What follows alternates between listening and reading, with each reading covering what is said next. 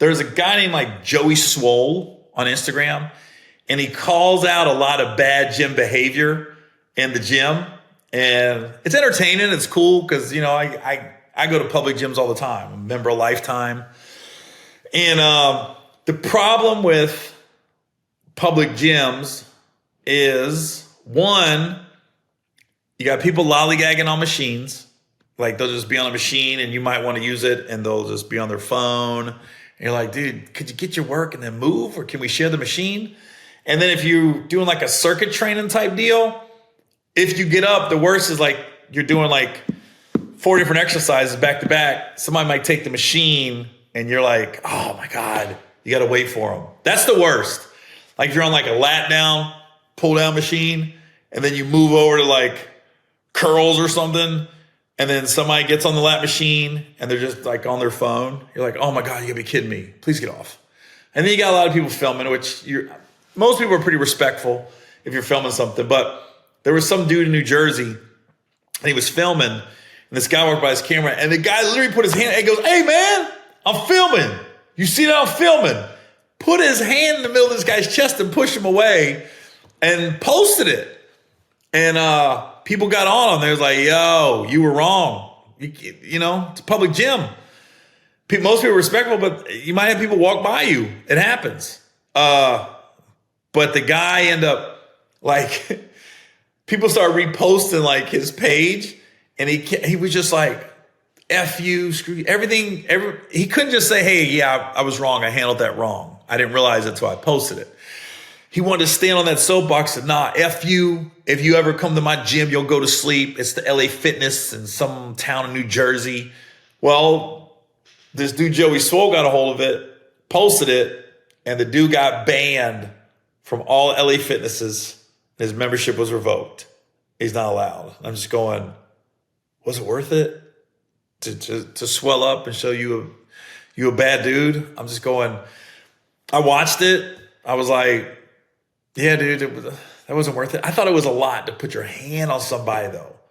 Like he was about to do some curls and it goes, hey man, I'm filming, and literally pushed the guy back.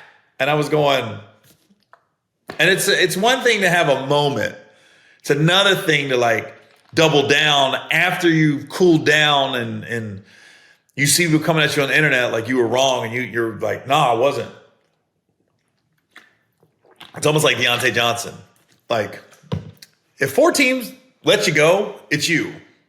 If everyone on your page in your comments are saying you're wrong, you're wrong. It's so hard. Like, what's that? Pink and Chris Stapleton got that song, I'm Sorry. That song just makes so much sense. The lyrics are so simple. It's like, just say I'm sorry. It's not the hardest thing to do, you know? Just say my bad. And then he went to his gym membership and it wasn't a big deal. And honestly, you probably could have laughed about it with the dude. So, yeah, just something I noticed. Gym behavior. I mean, that's a good thing about personal training is you get that hour of training and exercise you probably wouldn't do. But the only problem I got with personal training is one, where I live, it's kind of far to get to all the good personal trainers I know of in my area. And sometimes like your schedule you get up and you're like, I'm going to go right now. I don't want to wait till 9 or 10 o'clock in the morning, or I want to sleep in a little bit today. So the good thing about public gyms and that don't have a trainer is you kind of can go when you want. You just want to get some work in. I'll tell you what though, the gym I go to now, there's a dude, the last 2 weeks that I've gone, I'm usually going in the morning, and he smells like weed. It smells like he sits in his car and he rolls up the window and smokes like 3 blunts before he comes in, and it's in his clothes and it's just soaking. And you can't be within 6 foot. And it's so funny. Like the first time I saw him was last week, and he was coming in right before me. And I was like, holy cow. So I'm behind him. I'm getting it as I'm walking to the gym. I told the front desk, I go, man, I got a contact high. And then when I was leaving, the front desk was like, yo, I got wind of it after you walked by. And I was like, yeah, it was serious. The next day I'm at the gym. There he is again. I don't even see him.